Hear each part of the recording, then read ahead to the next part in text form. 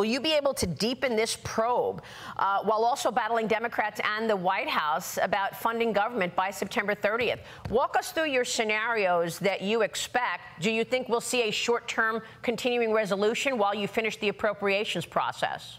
Well, one of our goals is to change Washington. We're tired of these omnibus bills where Congress doesn't do their work like their appropriations. So in the debt ceiling, we put a provision in there. If you didn't do your job, there was a 1% cut across the board. It made a lot of members mad, but they're actually doing their work. I don't believe we'll have enough time to pass all the appropriation bills by September 30th. So I would actually like to have a short-term CR only to make our argument stronger. Because, Maria, if we shut down, all of government shuts it down, investigation and everything else, it hurts the American public. That was House Speaker Kevin McCarthy on Sunday Morning Futures with me yesterday. The House gearing up to return from recess next month to keep the government funded past September 30th. Joining me now is Montana Congressman Matt Rosendale. He's a member of the House Veterans Affairs and Natural Resources Committees. Congressman, you are against a short-term continuing resolution to fund the government. What other options do you have? Maria, why would I vote to extend spending at levels that I voted against on policies that I voted against? Yeah. Republicans in the House of Representatives voted against spending at these levels. And for Leader McCarthy, Speaker McCarthy, to come out now and say that he wants us to extend that is absolutely insane. He has known for 9 months that we need to deliver the appropriation bills. The American people expect us to deliver the appropriation bills, the 12 bills that lay out clearly, transparently, what we're going to be funding government at, what levels we're going to fund it at, so that we have the ability to remove spending on all of the DEI standards that the Biden administration put in there, the ESG standards that are killing our economy. Those things must be removed, and the only way we can do that is through the appropriations process. Passing a continuing resolution.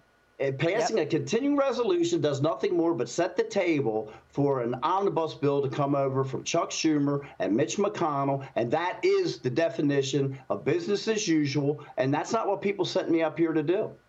Yeah, and we talked about this when you had the debt ceiling debate ongoing just a couple of months ago, that this moment would come where you were not going to finish your business in time. You were not going to get the appropriations bills done by the deadline, September 30th. And Chuck Schumer was going to come back and extend and do a continuing resolution and put what he wanted in place from the beginning, which is all of that spending. What options do you have? Are you willing to take it to the brink and shut this government down? You're not going to finish the 11 bills that are not done yet by September 30th. You've got 2 weeks. Okay, so 2 things. Number one, this is a failure of leadership, okay? Whether it was negligence or malice, don't know. All I can tell you is what the results are is we don't have the appropriation bills yet. I'm willing to spend the time and effort that's necessary in order to get those bills through. Leadership has not allowed that to take place. So that's a direct reflection upon them.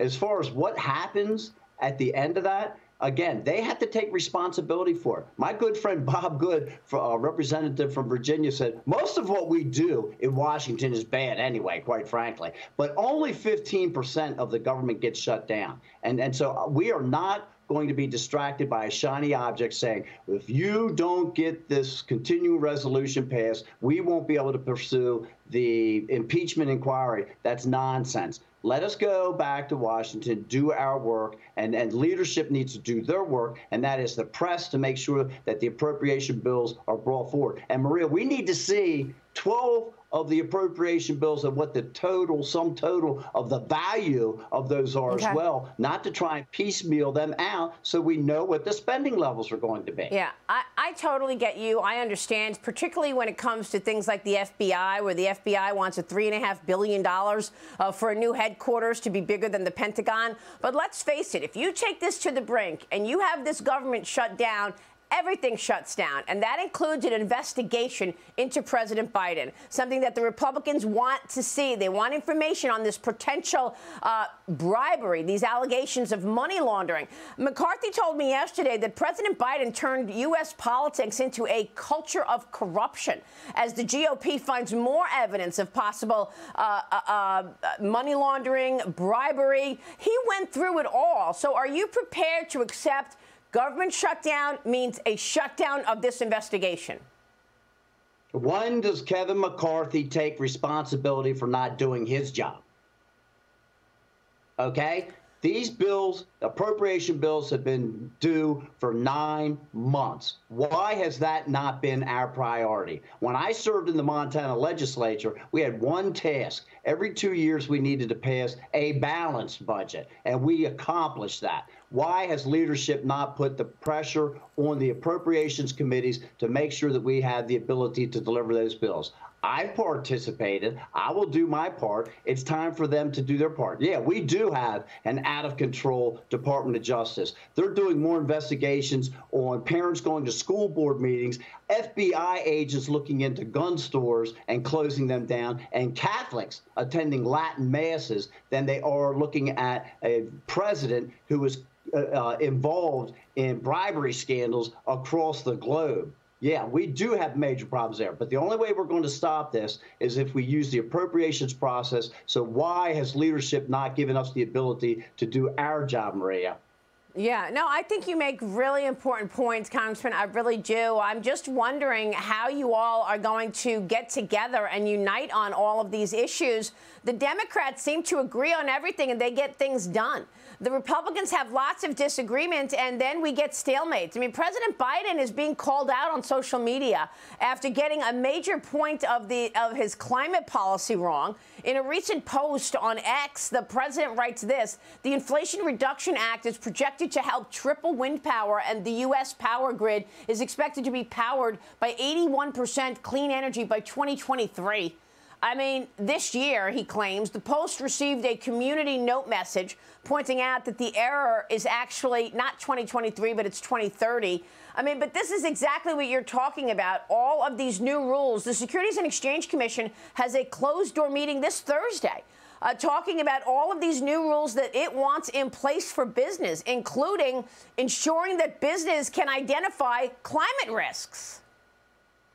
Right, and this is a problem. I'm going to be putting on an energy tour right now. I've got Andy Biggs and Eli Crane, representatives from Arizona, joining me today. We're going to look at a coal mine here in Montana. We're going to look at a palladium platinum mine. We're going to look at a oil refiner. We're going to look at a hydro dam, hydroelectric facility. We're going to look at how energy is being produced, clean, safe, environmental standards higher than any place in the world, labor standards higher than any place in the world, to show we need to have base load electricity here, affordable in the United States, because it's good for the environment, it's good for our economy, and it's imperative for our national security. That's why we need to produce our own domestic energy, and I'm promoting this tour.